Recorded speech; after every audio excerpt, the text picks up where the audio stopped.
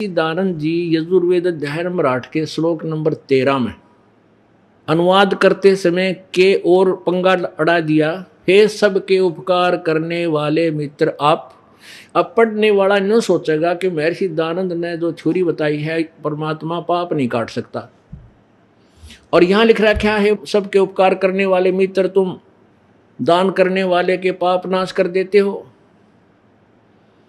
तो पढ़ने वाला नहीं सोचेगा मित्र के बारे में लिख रखे है परमात्मा के, तो आगे चल पड़ता है, वो ध्यान नहीं देता क्योंकि उसके हृदय में सत्यार प्रकाश का अज्ञान समाया हुआ होता है।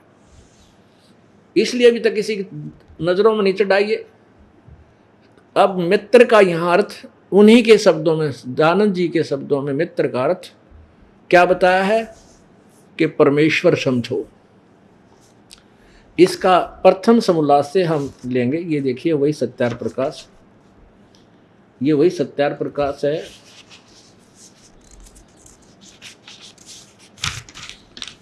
वैदिक यति मंडल दानंद मठ दीनानगर पंजाब से प्रकाशित है और मुद्रित है आचार्य प्रिंटिंग प्रेस दानंद मठ गोहाना मार्ग रोहतक से।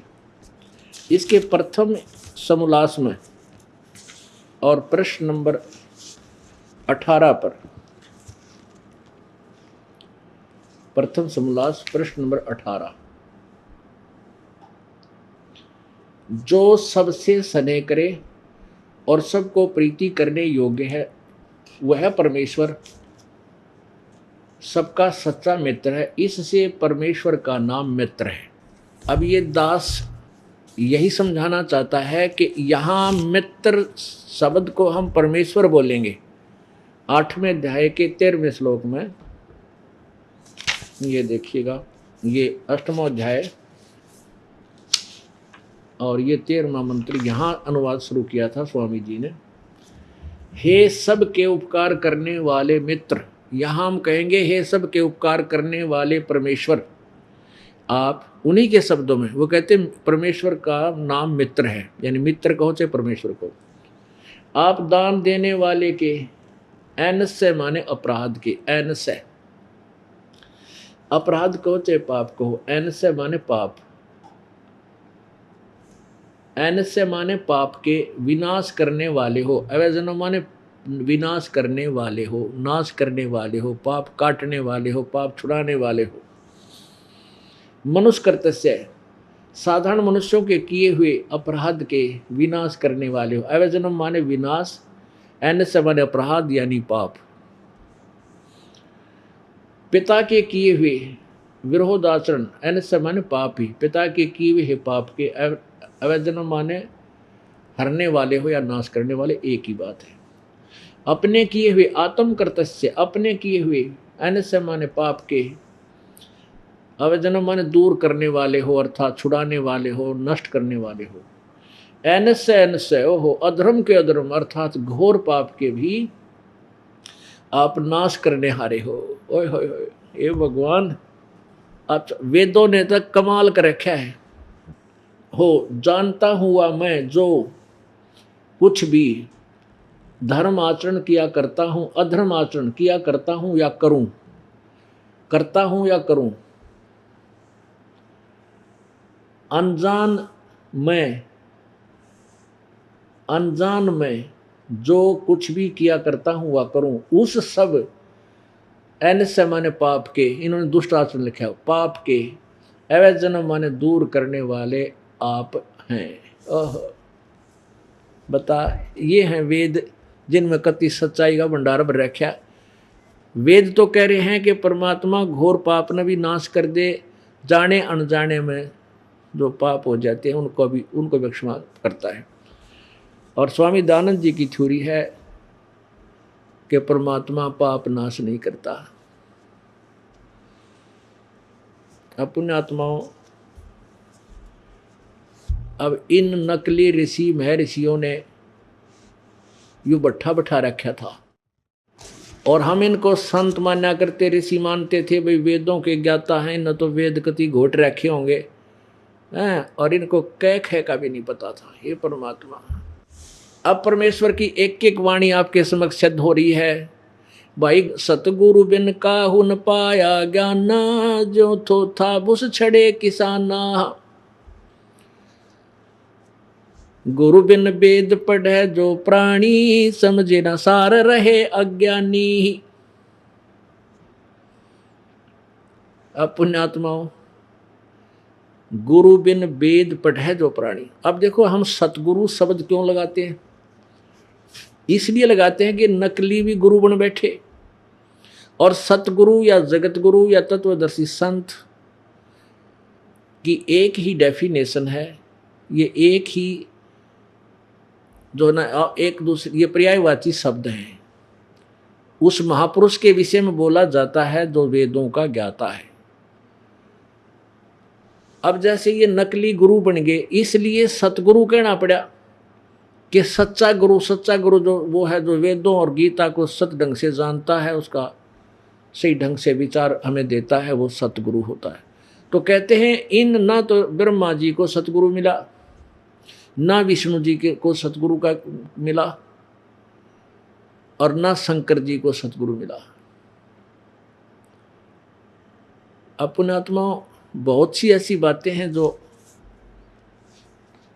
हम एक बार सुनकर तो बिदक जाते हैं। अब आपके समक्ष ये बताए दिखा दिया ब्रह्मा जी विष्णु जी को कितना ज्ञान है।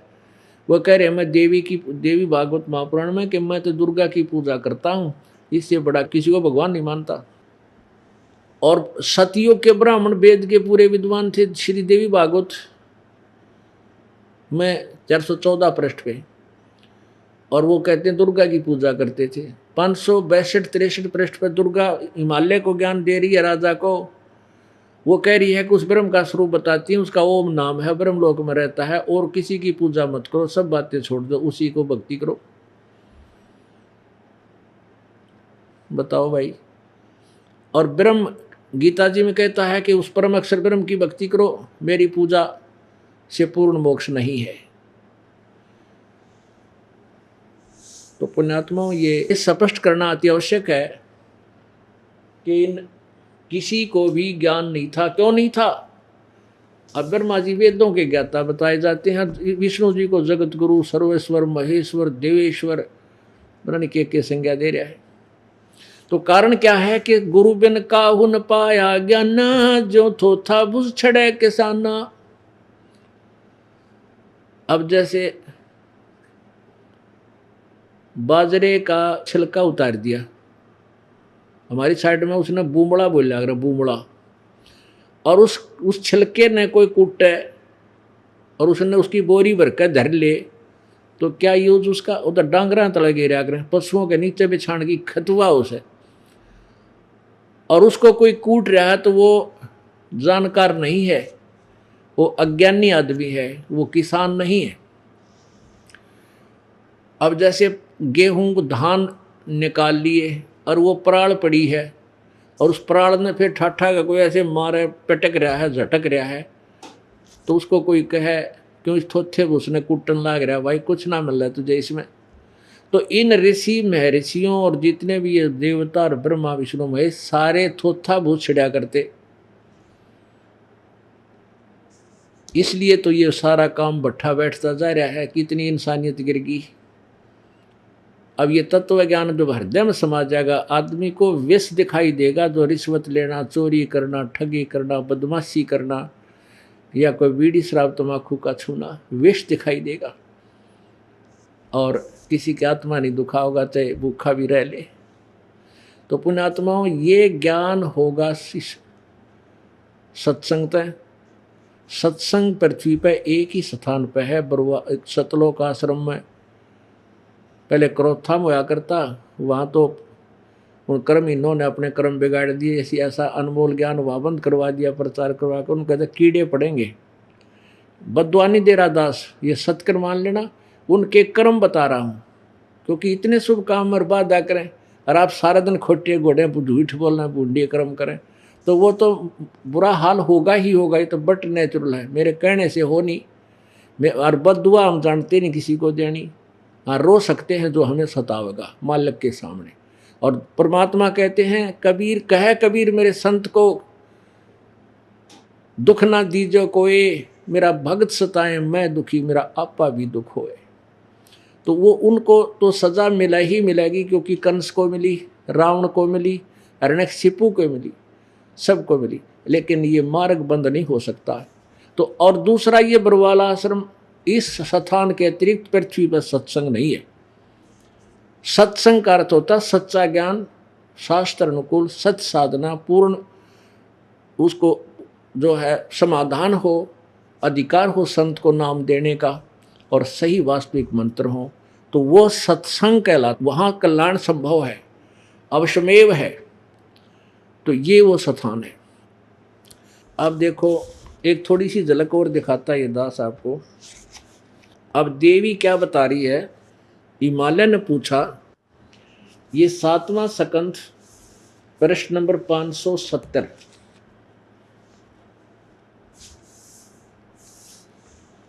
इस पे हिमालय देवी पूजने के विविध प्रसंगों के संक्षिप्त वर्णन।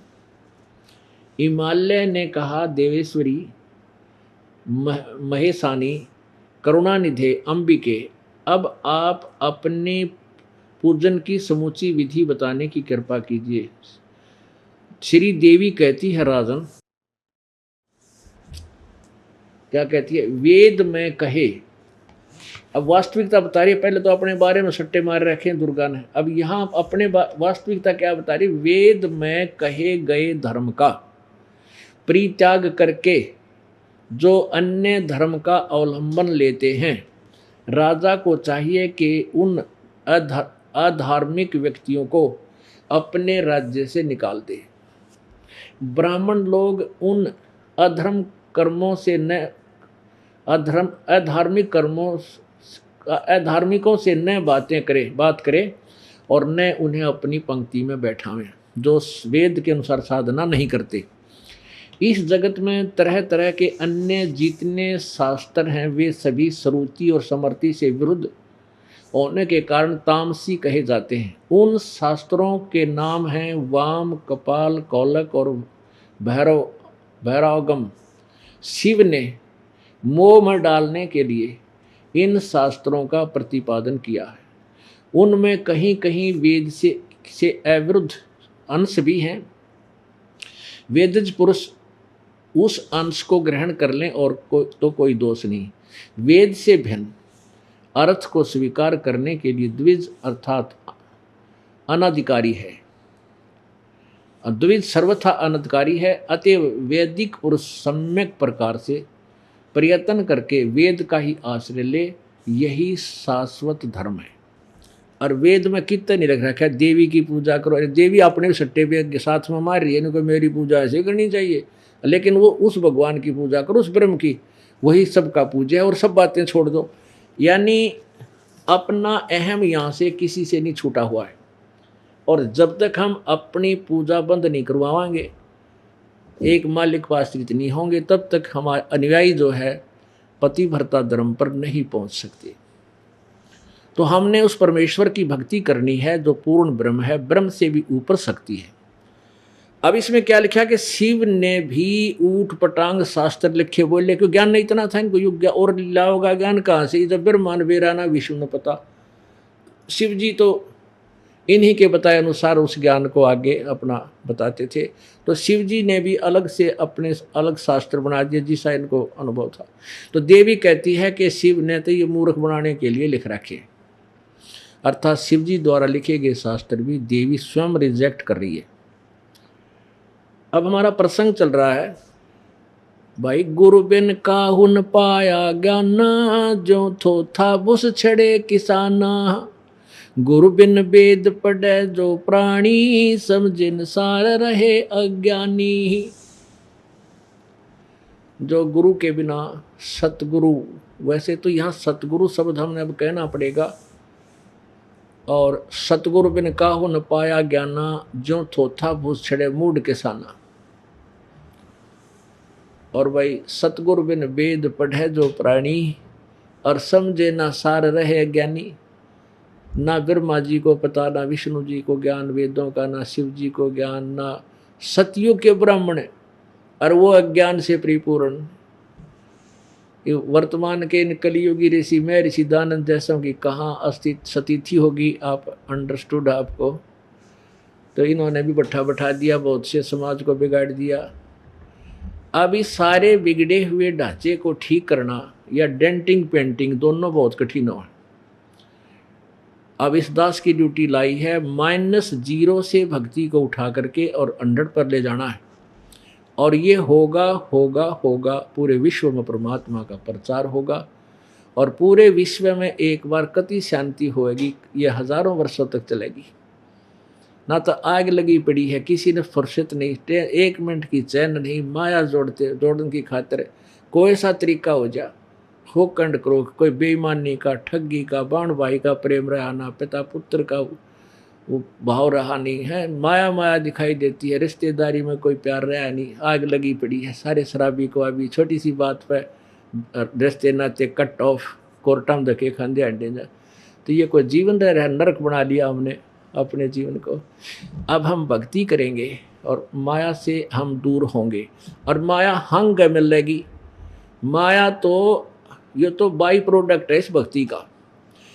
अब जैसे किसान गेहूं बोए, गेहूं बीजना उसका उद्देश्य होता है कि मेरा पेट भरे, मेरे बालक भूखे ना रहे।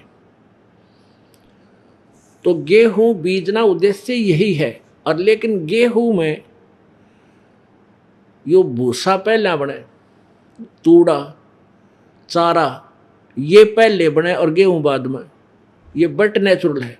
जैसे गेहूं बना तो गेहूं का तूड़ा यानी भूसा अलग बना और गेहूं न्यारा, तो वो भूसे की भी कीमत, और भूसा से हम इस चारे से तूड़े से अपने पशु पाल लें या उसने बेच दे। तो ये तूड़ा तो भूसा तो पहला मिला है, या माया इस भक्ति में हंग मिलेगी, ये बट नेचुरल है। जो हमने मोक्ष मार्ग रूपी मुक्ति रूपी जो पौधा बोया है गेहूं का, इसमें यहां संसारिक सुख तो तूड़े की तरह पहले मिलेंगे। तो ये बाई प्रोडक्ट है इस भक्ति का, परमेश्वर की सत्य भक्ति का। और हम इस माया के पाछे धक्के खांदे आंडे, और यह माया फिर आपके पीछे होगी। ये सत्कर मान लेना, क्योंकि परमात्मा के वो फार्मूले हैं। ये ऐसी भक्ति है कि इसमें बिना मांगे आपको भगवान दिया करेंगे। गीता जी अध्याय नंबर 3 के श्लोक नंबर 10 से लेकर 15 में इसका सारांश बताता है ये दास। इसमें ये बताया है कि भाई जो जिनको मनुष्य जीवन प्राप्त है और संस्कार से आपको जो पैसा मिला है, धन मिला है, उसमें से जो व्यक्ति धार्मिक अनुष्ठान में शास्त्र अनुकूल परम संत के माध्यम से नहीं लगाता, वो पापी आत्मा है। इसलिए तुम सभी धार्मिक अनुष्ठान करो, यज्ञ करो, यज्ञों के द्वारा इन देवताओं को उन्नत करो, और उन्नत यानी बढ़े हुए देवता फिर तुम्हें उन्नत करें और आपको बिना मांगे ही ये देवता इच्छित भोग देते रहेंगे।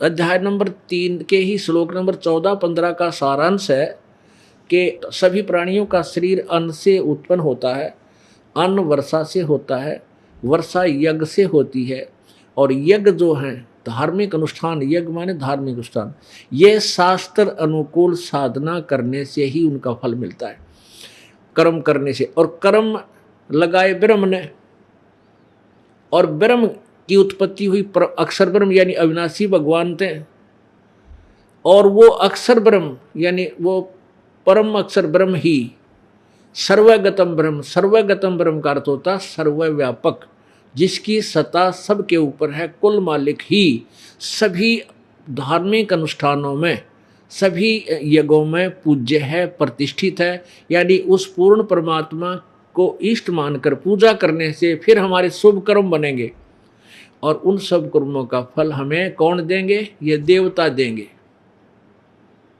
ब्रह्मा विष्णु महेश हमें फल देंगे। ये गीता जी अध्याय नंबर 3 के श्लोक नंबर 10 से लेकर 15 का ये आशय है, सारांश है।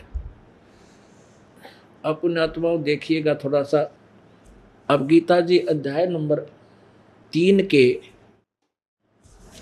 10 से लेकर 15 तक ये श्लोक पढ़ देंगे अपन और फिर देखना कैसा निर्णय होगा। ये है श्रीमद् भगवत गीता। राइटर है, अनुवादक है जयदयाल गोविंद का। गीता प्रेस गोरखपुर से प्रकाशित है। इसके अध्याय नंबर 3 पर हम आते हैं। अध्याय नंबर 3 श्लोक नंबर 10। प्रजापति ब्रह्मा ने कल्प के आदि में यज्ञ सहित प्रजाओं को रचकर उनसे कहा कि तुम लोग इस यज्ञ के द्वारा वृद्धि को प्राप्त हो और यह यज्ञ तुम लोगों को इच्छित भोग प्रदान करने वाला हो। 11वां, यज्ञ के द्वारा देवताओं को उन्नत करो और वो देवता तुम लोगों को उन्नत करे। इस प्रकार निस्वार्थ भाव से एक दूसरे को उन्नत करते हुए तुम लोग परम कल्याण को प्राप्त हो जाओगे। 12वें में, यज्ञ के द्वारा बढ़ाए हुए देवता तुम लोगों को बिना मांगे ही इच्छित भोग निश्चय ही देते रहेंगे। इस प्रकार उन देवताओं के द्वारा दिए हुए भोगों को जो पुरुष उनके बिना दिए, अप्रदाय माने बिना दान किए भोगता है, वह चोर है, सतेन चोर, भगवान का चोर है। और 13 में क्या लिखा है, यज्ञ से बचे हुए अन्न को खाने वाले श्रेष्ठ पुरुष सब पापों से मुक्त हो जाते हैं। जो पापी लोग अपना शरीर पोषण करने के लिए ही अन्न पकाते हैं अर्थात भोजन कर बनाते हैं, वे तो पाप ही खाते हैं। 14 और 15 का इकट्ठा अनुवाद किया है। संपूर्ण प्राणी अन्न से उत्पन्न होते हैं। अन्न की उत्पत्ति वृष्टि से होती है और वृष्टि यज्ञ से होती है। वृष्टि माने वर्षा, और यज्ञ यानी धार्मिक अनुष्ठान विहित कर्मों से यानी शास्त्र अनुकूल कर्मों से ही उत्पन्न होते हैं। और कर्म समुदाय को तो ब्रह्मो उद्भवम, इन्होंने ब्रह्म का अर्थ लिख दिया, वेद से उत्पन्न नहीं। यहाँ लिखना था ये कर्म जो है ब्रह्म से उत्पन्न हुए। अपुण्य आत्माओं, हम काल के लोक में फंसे, तो यहाँ वर्क डन में लगा में हम मजदूर बन गए, और वहाँ सतलोक में हमें बिना कर्म किए सब कुछ सामने रखा था। हम उस भरी थाली का लात मार के ठोकर मार के इस काल की गेल यहाँ आगे, यह हमारी के दुर्गति कर दी से। यहाँ तो कर्म करने से ही फल मिलेगा और वहाँ निष्कर्मता सिद्धि हमें मिलेगी, वहाँ बिना कर्म किए हमें फल मिलता था। तो हम काल के जाल में आए तो हमें कर्म करने पड़े। इस ब्रह्म ने हमारा, काल ने हमारा कर्म लगाए।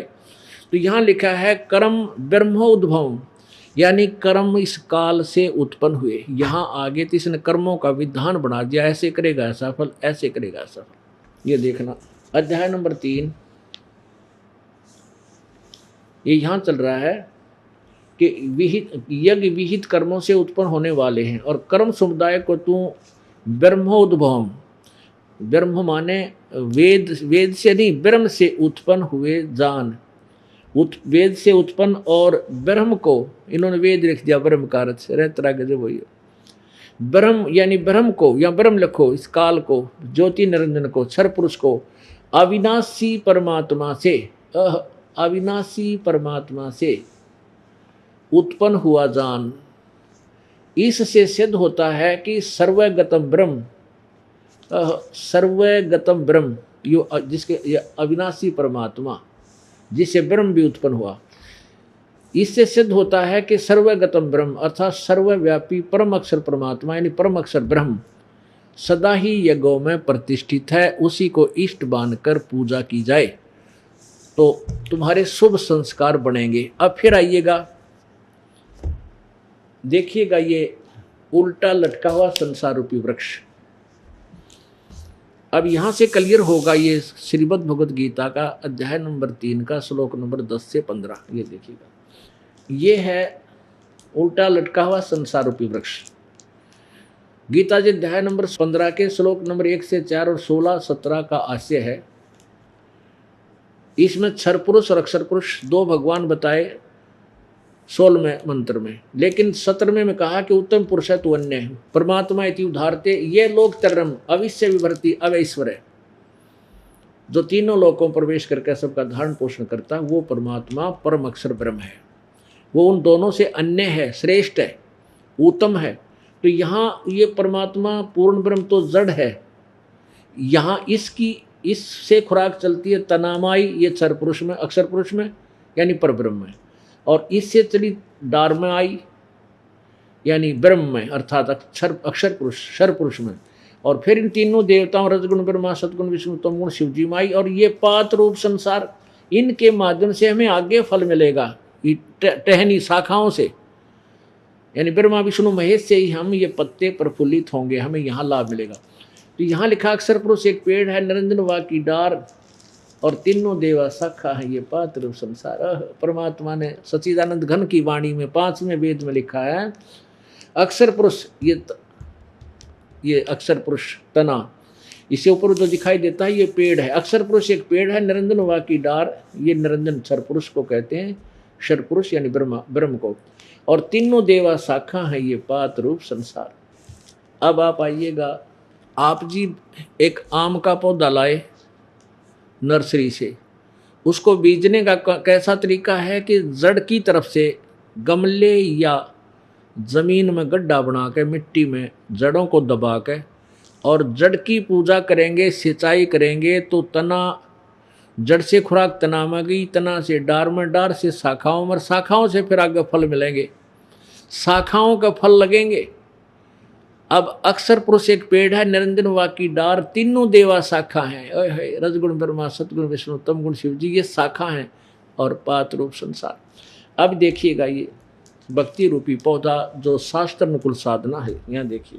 अब जैसे ये जड़ है, ये परम अक्षर ब्रह्म समझो, सर्वगतम ब्रह्म, इसको प्रतिष्ठित है, ये हमारा पूज्य है, इसकी पूजा करेंगे तो ये यहाँ से यानी शुभ संस्कार बने, यहाँ जड़ से पानी डाला, जड़ से खुराक चली, तना में, तना से डार में, डार से फिर ब्रह्मा विष्णु महेश रूप इन शाखाओं का फल लगा, ये पेड़ बन गया, तो इनके फिर फल लगेंगे, और ये फल, ये टहनी फल देंगी, ब्रह्मा विष्णु महेश ही हमारा अकाउंट रखेंगे, और ये बिना मांगे आपको ये पौधे फल लदपद हो जाएंगे, टहनियाँ का ब्रह्मा विष्णु महेश के पास आपके शुभ संस्कार बनकर जाएंगे, तो ये बिना मांगे आपको आपके संस्कार देते रहेंगे। इससे सिद्ध है कि वो सर्वगतम ब्रह्म, वो सर्वगतम ब्रह्म यानी सर्वव्यापी परमात्मा, कुल का मालिक परम अक्षर ब्रह्म, वो ही सभी यज्ञों में प्रतिष्ठित है, वही पूज्य है, उसी को इष्ट मानकर साधना करनी चाहिए, और उससे फिर तुम्हारे शास्त्र अनुकूल कर्म बनेंगे, और उन कर्मों का फल देंगे कौन? ब्रह्मा विष्णु महेश, क्योंकि वो यहाँ के कंट्रोलर हैं। इसलिए कहा कि इन देवताओं को उन्नत करो। अब फिर पढ़ो इन 4 श्लोकों को, अब समझ में आओगा, क्योंकि पुण्यात्माओं आप विद्यार्थी हैं, ये दास टीचर है, और ये चाहता है कि आपको इतना रंग में रंग दूं कि आपके पास कोई भी बैठे आप उसको भी रंग में रंग दो। जैसे चंदन के पेड़ के पास यदि नीम का पेड़ भी कहीं उग गया हो, वो अपनी सुगंध से नीम के पेड़ को भी चंदन बना देता है। तो आपको ये दास चंदन बनाना चाहता है, ताकि आप फिर आपके अंदर से यह महक निकलेगी, बस की बात नहीं, और सुनने वालों को भी आप चंदन बना दोगे। तो इसलिए ये बार बार आपको यहाँ बुलाया जाता है। हम अपने बच्चों को विद्यालय में भेजते हैं और 15-16 वर्ष उनको फ्री छोड़ देते हैं, खर्चा भी करते हैं, बेटा शिक्षा ग्रहण करो, और वो सुबह चले जाते हैं, शाम को आते हैं, रात को ही पढ़ते हैं, और टाइम भी लगाते हैं, ट्यूशन भी लगाते हैं, तब वो 2 रोटी का ब्योंत बना उनका कितना कमाई करने का। और यहाँ परमात्मा पाने के लिए आपके पास समय नहीं है। आपको सबसे पहले ज्ञान सुनना होगा, ये ज्ञान अवश्य है सुनना, और इससे ज्ञान ये का फल आपको मिलेगा, आपका व्यर्थ नहीं जाता। तो इसलिए आपने ये रह कर ये ज्ञान सुनना पड़ेगा, और सुनकर फिर आपका भी कल्याण, और ना जाने कितने का उद्धार करवाओगे, उनको समझाओगे, बैठोगे, बुलाओगे। तो यहाँ देखिए फिर वो 3 श्लोक पढ़िए गीता जी के 3रे अध्याय के श्लोक पढ़िए, ये देखिएगा, ये है गीता अध्याय नंबर 3 और श्लोक नंबर 10। यहाँ से पढ़िए। प्रजापति ब्रह्मा ने कल्प के आदि में यज्ञ सहित प्रजाओं को रचकर कहा था, तुम लोग इस यज्ञ के द्वारा वृद्धि को प्राप्त हो और यह यज्ञ तुम लोगों को इच्छित भोग प्रदान करने वाला हो। 11वें में कहा इस यज्ञ के द्वारा देवताओं को उन्नत करो। यज्ञ माने धार्मिक शास्त्र अनुकूल धार्मिक अनुष्ठान। इस यज्ञ के द्वारा देवताओं को उन्नत करो और ये देवता तुम लोगों को उन्नत करें। इस प्रकार निस्वार्थ भाव से एक दूसरे को उन्नत करते हुए तुम लोग परम कल्याण को प्राप्त हो जाओगे। 12 में यज्ञ के द्वारा बढ़ाए हुए देवता तुम लोगों को बिना मांगे इच्छित भोग अवश्य ही देते रहेंगे। उन देवताओं के द्वारा दिए हुए भोगों को जो पुरुष उनके बिना दिए भोगता है वह चोर ही है। अब आपके समझ में आया कि यज्ञ के द्वारा बढ़े हुए देवता, शास्त्र अनुकूल साधना हम करेंगे, जड़ की पूजा करेंगे तो हमारे ये देवता यानी ब्रह्मा विष्णु महेश जैसे पौधा हमने बोया भक्ति रूपी, तो जड़ की पूजा करेंगे, ये टहनियाँ बड़ी हो जाएंगी, पेड़ बन जाएगा और फिर इनका लद पद हो जाएंगे फलों के। तो कहते हैं ये बढ़े हुए देवता यानी हमारे शुभ संस्कार ब्रह्मा विष्णु महेश जी के पास जाएंगे, उनके पास हमारा बहुत गुड अकाउंट हो जाएगा। फिर वो बिना मांगे, जैसे पेड़ का फल लग जाते हैं टहनियाँ गए, बिना मांगे आप पर टूट टूट पड़ा करें और तोड़ के खा ले, जब खा ले यानी इतने फल लग जाते हैं, वो बिना मांगे देंगे, अपने आप फल लगेंगे उनको। तो ये यज्ञ के द्वारा बढ़े हुए देवता, ये देखिए अक्षर पुरुष एक पेड़ है, निरंजनवा की डार और तीनों देवा शाखा हैं, ये पात रूप संसार। ये हैं वो देवता, रजगुण ब्रह्मा सतगुण विष्णु तमगुण शिव जी। ये इस शास्त्र कुल साधना से बढ़ेंगे, पेड़ बन जाएगा, फिर इनका अपने आप फल लेंगे, बिना मांगे ये अपने आप आपको फल दिया करेंगे। अब जो प्रसंग हम आपको सुनाना चाहते थे उसकी भूमिका बनाकर लाया दास अब तक। अब प्रसंग ये चल रहा था, भाई सतगुरु बिन काहुन पाया ज्ञाना, जो थो था वो छड़े किसाना। अब गीता जी अध्याय नंबर 4 के श्लोक नंबर 25 से लेकर और 30 तक ये बताया है कि कोई तो ऐसी साधना करता है, कोई देवताओं की पूजा करता है, कोई केवल अहिंसावादी है, मुंह पर पट्टी बांध के पैरों तनंगे घूमता है, इसी को सत्साधना मानता है। कोई केवल योग अभ्यास करता है, कोई प्राण अपान वायु को और कोई इंद्रियों को कंट्रोल करके ही अपना मोक्ष मानता है। और ये सभी अपनी क्रियाओं को पापनाशक जानते हैं। अब इसमें एक प्रसंग और था कि यज्ञ से बचे हुए शेषन को, जो प्रसंग इसमें आपको आगे क्लियर करना है गीता जी में, ये फिर देखिए 3 अध्याय का ये 13वें श्लोक में लिखा है। गीता जी अध्याय नंबर 3 का और श्लोक नंबर ये 13, ये देखिए 13। यहाँ तो लिखा है कि जो यज्ञ के द्वारा बढ़ाए हुए देवता तुम लोगों को बिना मांगे इच्छित भोग निश्चय देते रहेंगे, और उन देवताओं के द्वारा दिए भोगों को, वैसे तो ये लिखा है कि उनको बिना दिए, यानी जो दान, जो पैसा आपको मिला है संस्कार बस उसमें से जो दान नहीं करता वो स्वयं ही भोगता है, वह तो चोर है, वो तो भगवान का चोर है, वो अपना कर्म बिगाड़ रहा है। और 13वें में क्या बताया है कि यज्ञ से बचे हुए अन्न को खाने वाले श्रेष्ठ पुरुष सब पापों से मुक्त हो जाते हैं, और जो पापी लोग अपना शरीर पोषण के लिए ही अन्न पकाते हैं वे तो पाप को खाते हैं। अब यज्ञ से बचे हुए शेष अन्न को, यज्ञ कौन सा होता है? शास्त्र अनुकूल साधना जो करता है, पूर्ण परमात्मा इष्ट को मुख्य मानकर, अपना पूज्य मानकर, उसको पहले भोग निकाल कर उसको भोग लगाकर उसके बाद जो बचे हुए अन्न को खाता है, यानी शास्त्र को अनुकूल साधना जो करता है, वो सब पापों से मुक्त हो जाता है। क्योंकि शास्त्र अनुकूल साधना ना करना, जो शास्त्र भी छोड़कर मनमाना आचरण करते हैं, वो तो पाप ही कमा रहे हैं। गीता जी अध्याय नंबर 16 के श्लोक नंबर 23 में कहा कि शास्त्र विधि को त्याग कर जो मनमाना आचरण करते हैं, अर्थात अपनी मनमानी पूजाएं करते हैं, वो ना उनको कोई सुख होता है, ना उनकी गति होती है, न कोई कार्य सिद्ध होता, ना उनको सिद्धि प्राप्त होती है। इसलिए अर्जुन 24वें श्लोक में कहा कि इससे तेरे लिए कर्तव्य और अकर्तव्य में, यानी कौन सी साधना करनी चाहिए और कौन सी ना करनी चाहिए, उसमें शास्त्रीय प्रमाण है।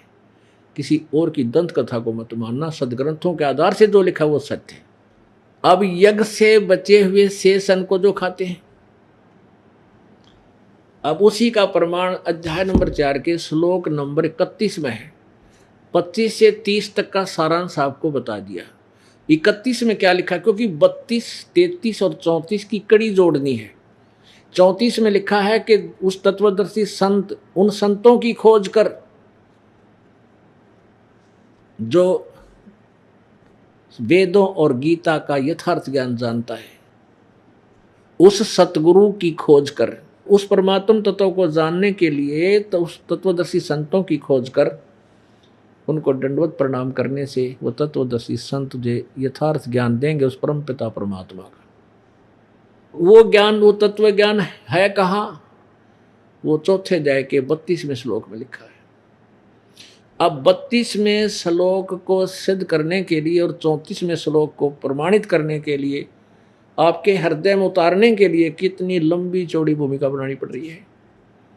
अब चौथे अध्याय के 25 से लेकर 30 का ज्ञान आपको दे दिया जो दार्शन था। अब 31 दिखाता हूं, वो उस अध्याय नंबर 3 के श्लोक नंबर 13 से संबंधित है। ये देखिएगा, श्रीमद् भगवद गीता, ये अनुवाद करता है जय दयाल गोविंद का और गीता प्रेस गोरखपुर से प्रकाशित है ये। अब चौथे अध्याय का आपको 31वां श्लोक दिखाते हैं। ये देखिए, अध्याय नंबर 4 का और श्लोक नंबर 31। एक कुरुश्रेष्ठ अर्जुन, यज्ञ से बचे हुए अमृत का अनुभव करने वाले योगीजन, यज्ञ शिष्टा अमृत भुज, भुज माने खाने वाले, अनुभव नहीं। यज्ञ से बचे हुए अमृत का को खाने वाले योगीजन सनातन परम, सनातन ब्रह्म यानी सनातन परमात्मा को, सर्वगतम ब्रह्म को, पूर्ण परमात्मा को, सच्चिदानंद घन ब्रह्म को प्राप्त होते हैं। ब्रह्म तयु क्षर पुरुष भी है, ये क्षर ब्रह्म है, ये सनातन ब्रह्म अविनाशी परमात्मा को प्राप्त होते हैं। यज्ञ न करने वाले यानी शास्त्र अनुकूल जो साधना भक्ति कर्म नहीं करते, करने वाले के लिए, पुरुष के लिए तो यह मनुष्यलोक भी सुखदायक नहीं, तो फिर परलोक कैसे सुखदायक हो सकता है। अब 32 में आ जाते हैं, क्योंकि इसकी कड़ी जोड़नी हमने सब में मिला करके। अब अध्याय नंबर 4 श्लोक नंबर 32। अब जो 25 से लेकर 30 तक, इस 25 से लेकर श्लोक से और 30 तक जो ज्ञान दिया है, उसके बाद बताते हैं अध्याय नंबर 4 का 25। दूसरे योगीजन देवताओं की पूजन रूपी यज्ञ करते हैं, अनुष्ठान किया करते हैं। दूसरे ब्रह्मग्नौ यानी ब्रह्म रूप, ब्रह्म को ही में ही अपने प्राणों को झोंक देते हैं, ऐसे इसका अर्थ बनता है।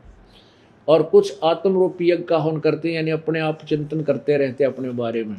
अन्य योगीजन श्रोत्रों आदि कान आदि को मुंह रोक रख कर उसमें उसी पे अपना जीवन लगाते हैं। दूसरे शब्द आदि यानी शब्द सप्रस आदि को रोकना चाहते हैं।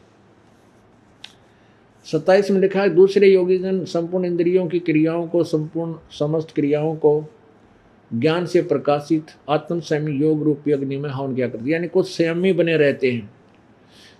और कुछ योगीजन यज्ञ संबंधी, दर्व संबंधी यज्ञ करने वाले भंडारे भंडूरे करते हैं, कोई तपस्या करते रहते हैं। दूसरे कितने योग याग करते हैं, योग आसन करते रहते हैं। और कुछ अहिंसा आदि तीक्ष्ण व्रतों से युक्त यत्नशील, कुछ स्वाध्याय रूप ज्ञान यज्ञ करने वाले, जो स्वाध्याय का अर्थ होता है प्रतिदिन किसी धार्मिक ग्रंथ का पाठ करना, उसको स्वाध्याय कहते हैं। और दूसरे योगी 29-30 में, दूसरे योगी जन पान अपान वायु को प्राणवायु को हवन करते हैं, वैसे ही प्राणवायु में अपान वायु को, यानी अपना योग आसन अभ्यास क्रियाएं करते रहते हैं। कितने ही नियमित आहार करते हैं, केवल एक बार रोटी खा ली या फल खा लिया, और कुछ प्राणायाम आदि करते रहते हैं, प्राणों को रोक रख कर अपना श्वासों को रोक लेते हैं।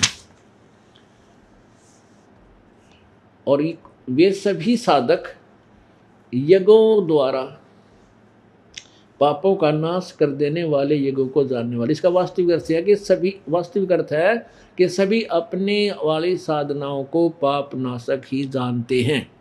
अब नहीं तो फिर यहाँ नहीं कहते कि उस और ज्ञान वास्तविक ज्ञान। अब 31 आपने पढ़ लिया, इसमें ये बताया कि जो शास्त्रानुकूल साधना नहीं करते, यज्ञ से बचे हुए अमृत को नहीं खाते, तो जो खाते हैं वो अविनाशी परमात्मा को प्राप्त होते हैं, सनातन ब्रह्म को। और जो साधना नहीं करते वो तो यहाँ भी दुखी, आगे भी दुखी, परलोक में भी दुखी। अब 32 में स्पष्ट किया है कि जो साधनाएं 25 से लेकर और 30 तक वर्णन किया है, इस प्रकार की 32 में कहा है कि इस प्रकार और भी बहुत तरह के यज्ञ ब्रह्म ने, यहाँ इन फिर काम बिगाड़ दिया, ब्रह्म ने माने वेद लिख दिया, यहाँ लिखना था सच्चिदानंद घन ब्रह्म की वाणी में विस्तार से कहे गए हैं। और उन सब को मन, इंद्री और शारीरिक क्रियाओं द्वारा ही संपन्न होने वाले जान, इस प्रकार तत्व से जानकर तो सर्वथा मुक्त हो जाएगा, कर्म बंधन से सर्वथा मुक्त हो जाएगा। अब यहाँ ब्रह्मणे का अर्थ देखेंगे हम, कहाँ क्या लिखा है। अध्याय नंबर 17 के और श्लोक नंबर 23 से हम इन्हीं के अनुवाद को यहाँ से लेंगे। ये देखिएगा, अध्याय नंबर 17, इसमें श्लोक नंबर 23 में कहा है, ओम तत्सत, ओम तत्सत इति निर्देश ब्रह्मण त्रिविध समर्थ ब्राह्मणा तेन वेदा च यज्ञा च विहिता पुरा। ओम तत्सत, ऐसे यह 3 प्रकार का ब्रह्मण माने सच्चिदानंद घन ब्रह्म का नाम कहा है। अब हम फिर आए वहीं पर अध्याय नंबर 4 के और श्लोक नंबर 32 में। अब यहाँ अध्याय नंबर 4 का श्लोक नंबर 32, इस प्रकार जो 25 से लेकर 30 तक वर्णन किया है, इस प्रकार और भी बहुत तरह के यज्ञ यानी धार्मिक अनुष्ठानों की जानकारी ब्रह्मण मुखे, सच्चिदानंद घन की मुख से उच्चारित उस मुख्य ज्ञान में यानी वाणी में, उस 5वें वेद में, कबीर वाणी में विस्तार से कहे गए हैं।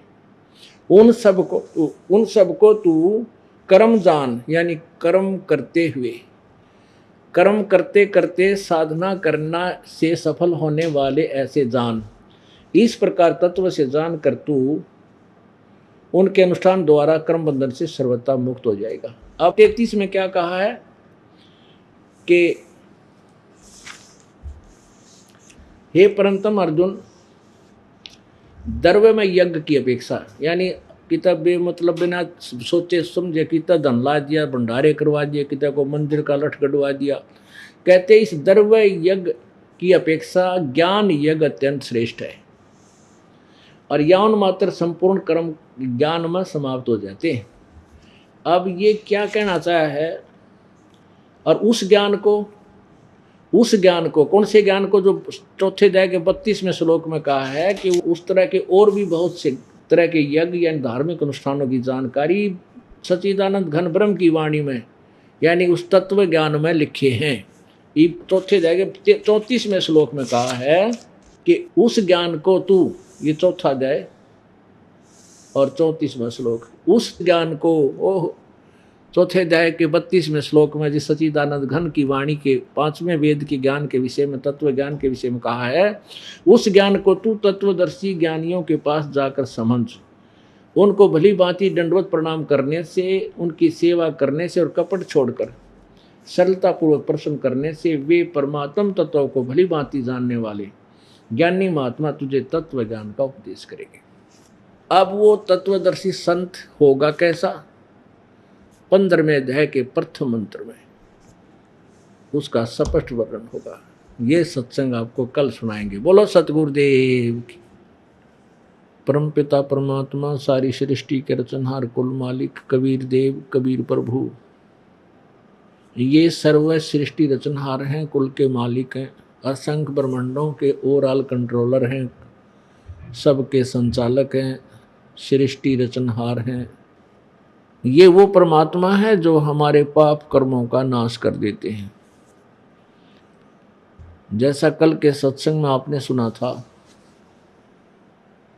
कि जितने भी ऋषि महर्षि संत या गुरु जो परमात्मा के विधान से अपरिचित थे, उन्होंने सभी ने यही कहा हुआ है कि परमात्मा प्रारब्ध कर्मों को अर्थात पाप कर्मों को नाश नहीं करता। अब प्रारब्ध कर्म कौन से होते हैं? जो इस जीवन में पुण्य और पापों की एवरेज निकाल कर जीव के साथ यहाँ भोगने के लिए परमात्मा ने उसको आदेश दिया हुआ होता है। हमारे संचित कर्म होते हैं। संचित कर्म उनको कहते हैं जो युगों युगों से हम इकट्ठे करते आ रहे हैं, जिनमें पुण्य और पाप दोनों, उन दोनों की रेशो लेता है प्रभु जब आपको मानव शरीर देता है। जिनके पूर्व जन्म के पाप अत्यधिक हैं और पुण्य कम है, उसी तरह उनको रेशो से, उसी अनुपात से मनुष्य जीवन के अंदर भोगने के लिए दोनों ही दिए जाते हैं। जिस कारण से इस जीवन में वो प्राणी जिसके पाप अधिक हैं वो अधिक कष्ट उठाता है, उसके ऊपर आपत्तियों पर आपत्ति आती ही रहती हैं। तो इसके विषय में कहा है कि जो दुख तुम्हारे भाग्य में लिखा है वो तुम्हें भोगना ही पड़ता है, उसका कोई विकल्प नहीं। किसने कहा है? जो परमात्मा के विधान से अपरिचित रहे, जिनको तत्व ज्ञान नहीं था, जिनको तत्वदर्शी संत नहीं मिला। उन ऋषि महर्षियों देवताओं का एक ही विधान, एक ही जैसा सिद्धांत, एक ही जैसी व्याख्या थी, एक ही जैसा अनुभव उनका था। क्या था? कि परमात्मा निराकार है और परमात्मा पाप नाश नहीं करता, किए हुए कर्म तो भोगने ही पड़ते हैं। पुण्य और पाप दोनों भोग कर ही उनका अक्षय होता है, नाश होता है। जबकि पूर्ण परमात्मा के विधान में, पवित्र वेदों में स्पष्ट लिखा है, यजुर्वेद अध्याय नंबर 8 के मंत्र नंबर 13 में 6 बार लिखा है कि परमात्मा पाप नाश कर देता है, पापों को खत्म कर देता है, छुड़ा देता है पापों से। जब हमारे वेद सत्य हैं, हम वेदों को सत्य मानते रहे, तो उन महापुरुषों ने ये सिद्धांत कहाँ से लिया कि परमात्मा पाप नाश नहीं करता, कर्म तो भोगने ही पड़ते हैं। पुण्यात्माओं, यदि हमें जो पाप हैं उनके आधार से जो दुख है वो भोगना ही है, वो पाप हमें भोगने से ही समाप्त करना पड़ेगा, तो फिर भक्ति की आवश्यकता ही समाप्त हो जाती है। कोई भक्ति नहीं करना भगवान की चाह रहे, क्योंकि हम परमात्मा को इसलिए ढूंढते हैं कि हमारे ऊपर जो आपत्ति आई हुई है या दूर हो। हमारे ऊपर आपत्ति आई है पाप से, और पाप कटेगा तो हमें सुख मिलेगा। जैसे पैर का कांटा निकलेगा तो दुख पीड़ा दूर होगी। आपको कल दिखाया भी था कि ये सभी सिद्धांत ऋषियों यानी देवताओं के गुरु बृहस्पति का और राक्षसों दैत्यों के गुरु शुक्राचार्य का और पुराणों के राइटर वेदों और गीता के राइटर वेद व्यास जी ऋषि का यही एक जैसा विधान है।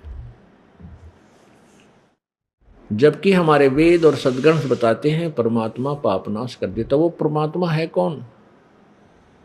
यजुर्वेद अध्याय नंबर 5 के मंत्र नंबर 32 में कहा है कि कबीर अंगारी हसी बम्भारी हसी।